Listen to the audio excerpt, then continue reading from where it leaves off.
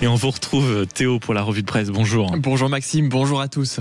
Et les unes ce matin, les unes de la presse nationale. Oui, trois ambiances ce matin. On commence avec le journal du dimanche qui dit « Audiovisuel public, une présidente ne devrait pas dire ça ».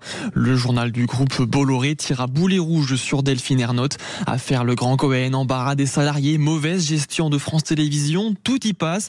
En page 3, le JDD enfonce le clou en détaillant les chiffres inquiétants de l'audiovisuel public, des comptes dans le rouge et un climat présenté comme alarmiste. Changement d'atmosphère avec la tribune du dimanche, le ton se fait plus solennel à la veille de la reconnaissance de l'État palestinien par Emmanuel Macron.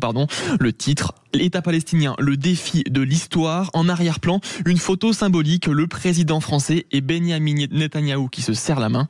Enfin, cap sur le Parisien. Aujourd'hui en France, le journal consacre sa une à un grand dossier.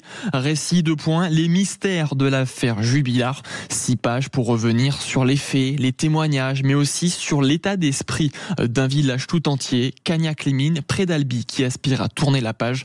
Un employé municipal, sous couvert d'anonymat, s'indigne dans les colonnes du quotidien du comportement de certains visiteurs. Il nous dit, pendant leurs vacances dans le Tarn, t'as des gens malsains qui se disent, tiens, on va aller faire un tour chez les Jubilards juste pour aller voir leur maison.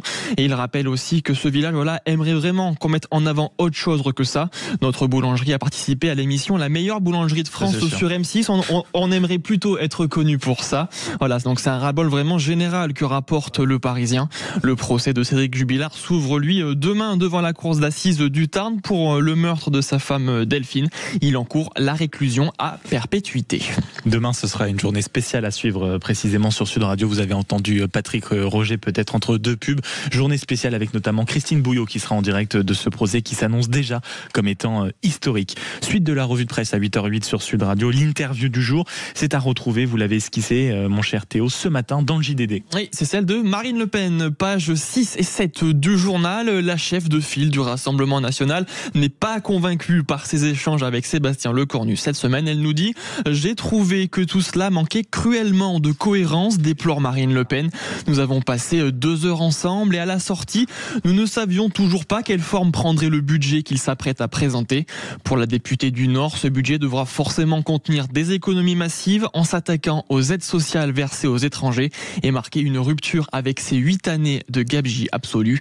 Elle prévient, si un 3e gouvernement devait tomber sous le coup d'une motion de censure, il n'y aura pas d'autre issue qu'une nouvelle dissolution de l'Assemblée nationale. Enfin, autre sujet de débat politique qui occupe la presse ce matin, notamment dans cette interview, la fameuse taxe Zuckman. Marine Le Pen la qualifie de mesure floue et en profite pour tacler l'exécutif. Elle dit « Si l'on se contente de mesurettes ou pire, si l'on ressort les vieilles ficelles socialistes qui consistent toujours à taxer les Français, cela ne passera pas, juge-t-elle. » Et concernant la taxe Zuckman, c'est la question qu'on vous pose sur les réseaux sociaux et l'application Sud Radio. Pensez-vous comme Bernard Arnault, parce que c'est ça qui fait aussi remettre cette taxe au centre du jeu. Dans la nuit, le patron a qualifié Gabriel Zuckman de militant d'extrême gauche. Est-ce que c'est votre avis ? 0826 300 300. Et suite de la revue de presse avec vous, Théo Ampillac, les réticences aussi vis-à-vis de cette fameuse taxe se trouvent dans le quotidien aujourd'hui, le Parisien aujourd'hui en France, avec l'interview de la présidente de l'Assemblée nationale, Yaël Braun-Pivet. Oui, et Yaël Braun-Pivet le dit très clairement, je suis défavorable à la taxe telle qu'elle est présentée aujourd'hui, mais ce budget doit être un budget de l'effort de tous, nous dit-elle. Avant de poursuivre avec cette phrase, il faut regarder quelle taxation donnerait un rendement intéressant et permettrait à chacun dans notre pays de se dire quel effort est partagé.